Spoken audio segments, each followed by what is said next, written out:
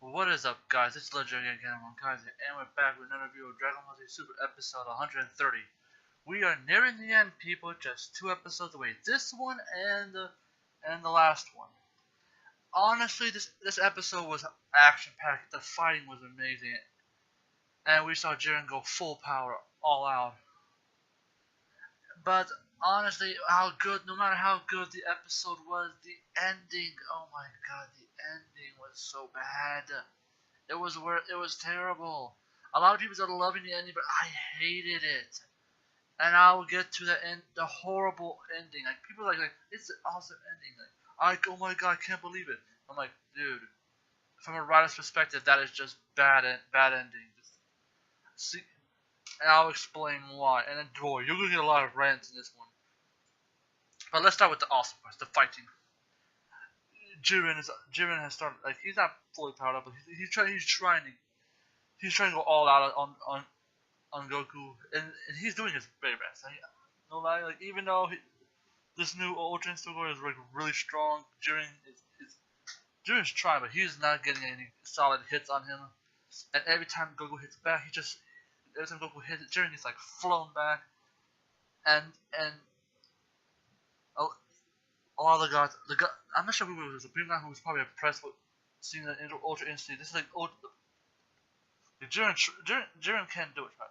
And eventually gets to a point where like Jiren's got that feeling of being backed up, like his strength is not enough. Like he's getting those flashback memories of what happened the last time Jiren was unable to defeat a person, and he is not reliving through that.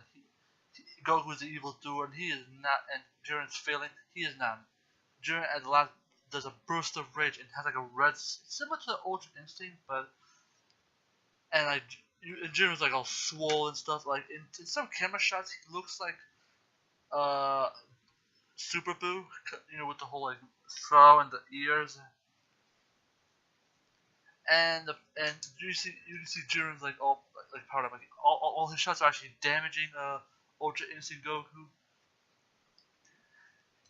He has gone berserk, and look at that swollenness. Like honestly, man, for a guy who can pull off swole real good, Broly, you just met your match. Now, that is swole right there. And it gets to the point where like Jiren starts overpowering Goku. It is a very close fight, and the intensity of Jiren's energy is like expressed throughout the entire lot, and then you can feel and it's a whole hell like it's a hellish. I like one episode where Goku's like one of energy is like blue, now Jiren's all like the red fiery, and eventually like Jiren starts to take down Goku, and Goku's just lying down. And then Jiren's ready to defend Goku, and then you hear Krillin's calling out for him, and like Goku's like gets up and like says, "How you're out of stamina?" And I'm like, so Goku's been out of stamina 6 times, maybe 7. I'm not sure. I've lost count of how many times he's said he's out of stamina. We know Goku's never out of stamina. Like you can say like, oh, he's out of stamina. He comes back right away. There's no such thing as Goku out of stamina, which they should stop doing that. They should say Goku's tired. To say that Goku's tired and needs a rest. Don't keep saying he's out of stamina. He's not. He's just gonna get back up in like a minute since the time. If you do the whole like universal power time and how it works, yeah, Goku gets his stamina back in a minute. That's kind of how it works. But like the Khalifa fight, killing Khalifa fight shows how he gradually. But now he gets it like real fast back. The whole stamina back is just BS. The only one that actually was correct was Vegeta being tired, but I digress. And as Goku starts fighting back, Goku seems to be getting a little bit ahead of Jiren, and starts to realize like, what is the source of Jiren's power? And the reason why Goku is as strong as he is, because he's not fighting for just himself. He's fighting for everyone else. Mostly, if you know Goku well, he's mostly like fighting for fighting. But during times of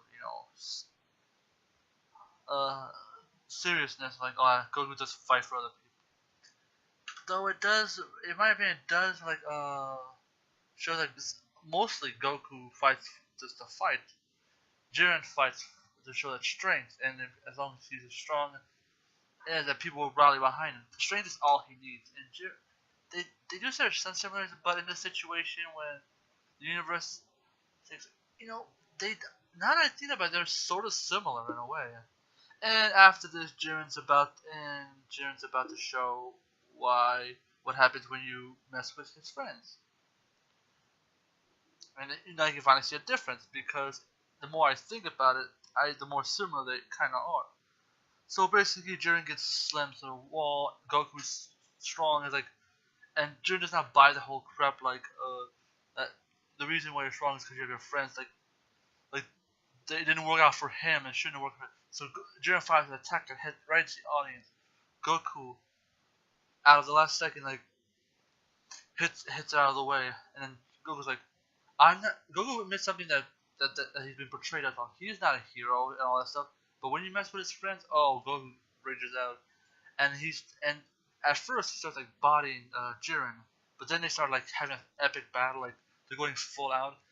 But eventually, Jiren just knocks Goku down. Like, no, Goku knocks Jiren down. Damn it! A lot of back and forth. This fact that had a lot of back and forth going on. But eventually, Goku hits Jiren like with that same punch they used like before during the Ultra in their first fight. And now Jiren's like, but he can't get up. He's out energy. Jiren's right there. Jiren has to accept his like, and he did. And then finally, at the timing of a century, which is like normal for all anime, all that power takes a toll on Goku severely. It looks like he had a hole in his chest from the, and Goku's down and out. And Jiren has to get up like, and Jiren shows his respect for Goku, like, who keep him in his memories. And though they forgot about one person, but don't worry, we'll get down to that one person. And Goku starts flying. Goku starts falling. Like, Goku's about to be eliminated. And I'm sitting there like, wait a like, not yet. Like give it a second. Give it a second. And then he gets saved by Frieza, of course. And then Frieza's back. That's cool. Like, it only established that Goku's still one HP clutch, like always. Like every time he's like almost eliminated, Goku's like been almost eliminated by a lot of times, honestly. But he's always been saved at the last second. And then we get a surprise that will cause my rage. If you watch this episode, then you know what the surprise is. And this is a huge spoiler. This is a major spoiler, but 17 is back. A lot of people will love 17. They praise him how he survived the explosion. He said he lucked out. And this is where the exciting episode I've experienced. Like I loved it. I love this fight. It was way more creative than some of the, but I have to ask this one question that raised me. How do you luck out of a freaking self-destruct? Vegeta had a solid explanation. A little bit solid. Like his power was strong enough to overpower his final explosion, which was not really a self-destruct, more like a powerful all-out burst of energy. Like that did explain it, even though it lessens the feeling of what final explosion really meant in the whole series. But 17 had no excuses. There is no freaking excuse for 17 to survive self-destruct. You blew yourself up. I don't see Chatsu locking out. I don't see the Simons locking out. I don't see anyone. When the self-destroy yourself completely up, Grand Prix called you dead and said, "Yup, you're alive. You're trying to survive a self-destruct." 17 should not have been in this game at all. He's out. He blew himself. He's dead. Like, there was a lot of like, rest in peace 17. 17 went out like a beast, only for it to come back and ruin all that respect they had for 17. That he came back. No, you cannot. There is no. I don't care if the last episode, or probably next time we consider like maybe bring it back something. That 17 should be back.